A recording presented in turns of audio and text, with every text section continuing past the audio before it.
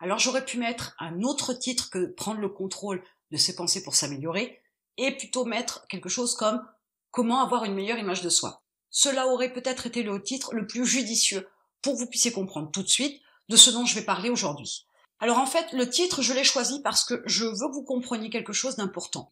Il y a, dans le mode de fonctionnement du cerveau humain, une approche qui consiste à souvent amoindrir ce que vous êtes, lénifier vos capacités, vos aptitudes, vos compétences, vos qualités. On a tendance à avoir une image de soi qui est loin de la réalité. On a tendance, bien évidemment, à moins d'avoir un ego surdimensionné, mais on a tendance à avoir une image de soi qui est moindre que ce qu'elle est en réalité. Donc ce que je veux que vous compreniez, c'est que il est nécessaire, pour pouvoir vous améliorer, de prendre le contrôle de vos pensées. Il faut avoir vraiment une démarche forte, puissante, pour que les choses changent, pour que vous puissiez avoir une image différente et une image plus juste de qui vous êtes, ce que vous êtes et ce que vous êtes capable de faire. Alors voyons voir en quelques étapes comment vous allez pouvoir prendre le contrôle de vos pensées pour pouvoir vous améliorer.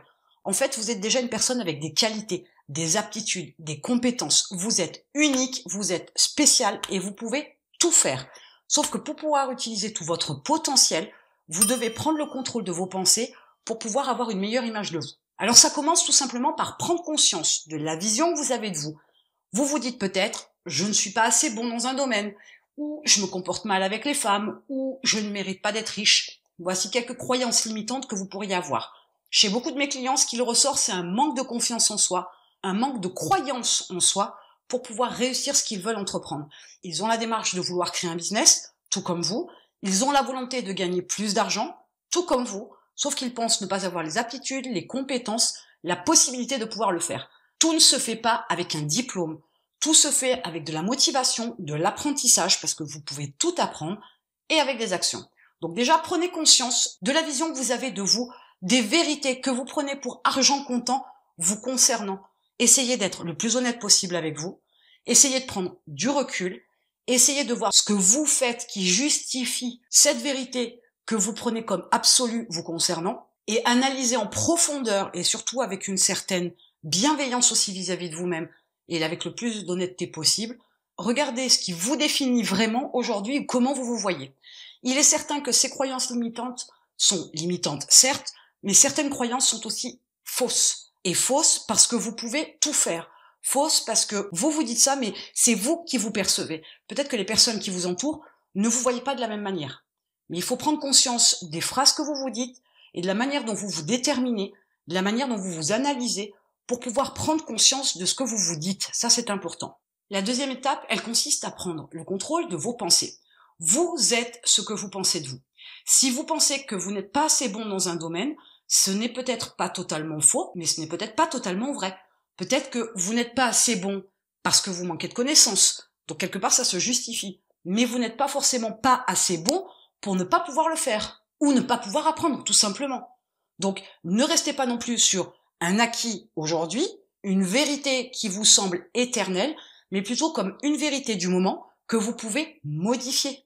Du coup, vous passez de « je ne suis pas assez bon dans un domaine » à « je suis assez bon dans un domaine » parce que vous aurez appris, parce que vous aurez mis en pratique, parce que vous aurez testé, et à ce moment-là, vous saurez faire. Donc vous serez assez bon dans un domaine. Mais il faut prendre le contrôle de vos pensées, parce que vous définissez une vision de vous, d'un côté, de votre point de vue, qui n'est pas juste, et en plus, plus vous vous répétez ça, plus forcément vous êtes ce que vous pensez. Donc pour pouvoir changer ce que vous pensez de vous, il va falloir prendre le contrôle de vos réflexions, de vos idées, de vos pensées sur vous-même, de votre façon de vous voir, pour que les choses soient modifiées. À chaque fois que vous allez vous dire quelque chose de négatif, essayez d'analyser pourquoi vous vous le dites, essayez de trouver des arguments réels et justes pour pouvoir justifier. Si ce n'est pas le cas, et dans la majorité des cas ce ne sera pas le cas, à ce moment-là, vous pouvez modifier les choses, vous pouvez modifier votre vision de vous, votre façon de vous voir. Ça, c'est important. Ensuite, vous pouvez passer à l'étape supérieure. Elle consiste à écrire sur la meilleure version de vous-même, encore et encore et encore. La répétition, c'est une clé. C'est par ce biais que vous allez pouvoir ancrer dans votre esprit une autre perception de vous. Il est important d'écrire encore et encore et toujours et régulièrement. Ne vous arrêtez jamais jusqu'à ce que cette nouvelle information concernant votre vision de vous-même soit différente de celle que vous aviez avant. À force de vous dire que vous êtes bon dans un domaine, vous finirez par le penser, vous finirez par l'être. L'être aussi parce que vous savez très bien pertinemment de manière consciente que pour être bon dans un domaine, il faut apprendre et mettre en pratique. Donc vous allez avoir cette démarche d'apprentissage. Vous allez avoir cette démarche de mettre en pratique pour que vous puissiez dire de vous, et de façon très cohérente, vous êtes bon dans un domaine. Il est absolument nécessaire que dans cette prise de contrôle de vos pensées et dans ce passage à l'écriture, vous puissiez faire rentrer dans votre cerveau de bonnes informations. Des informations qui sont justes, qui sont réelles et qui ne sont absolument pas faussées par votre jugement de vous-même. On ne se juge jamais bien, je vous dis, à moins d'avoir un ego surdimensionné. Et encore, on pourrait penser que pour ces personnes-là, c'est peut-être un gros mensonge. C'est aussi leur façon à elles de prendre le contrôle de leurs pensées, en clamant haut et fort qu'ils sont extrêmement bons dans un domaine, qu'ils sont extrêmement beaux, qu'ils sont extrêmement intelligents. Peut-être que c'est leur manière à eux d'ancrer ces informations-là dans leur cerveau. Mais pour autant, ils n'y croient peut-être pas forcément. C'est peut-être juste un rôle. Et l'ancrage ne se fait pas parce qu'il n'y a pas forcément une bonne intégration de cette information-là. Elle n'est pas diffusée de manière cohérente et de manière à rentrer dans l'esprit. Et enfin, la quatrième étape, elle consiste à agir. Agir parce que vous êtes ce que vous faites et non pas ce que vous pensez ne pas savoir ou ne pas pouvoir faire. Il est important de comprendre que si vous vous dites que vous ne pouvez pas être riche ou vous ne pouvez pas créer un business, par exemple, restons plus terre à terre, et bien dans ce cas-là, vous ne le ferez jamais parce que vous pensez ne pas savoir ou ne pas pouvoir faire cette chose-là.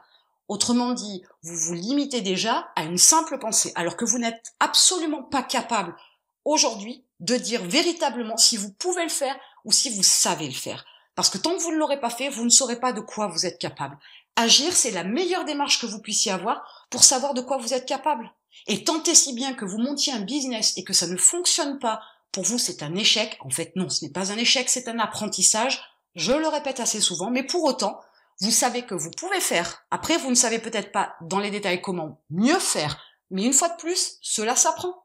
Vous n'êtes pas dénué de savoir, vous n'êtes pas dénué de pouvoir, vous êtes simplement dénué de pensée et d'action.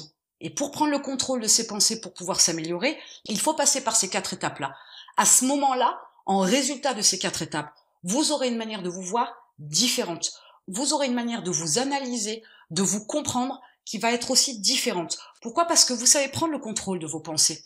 Vous avez été aussi capable de vous voir différemment, de vous positionner dans la vie différemment, d'agir de manière différente. Du coup, ça impacte aussi sur ce que vous êtes, parce que vous pensez des choses sur vous, mais aussi parce que vous faites des choses.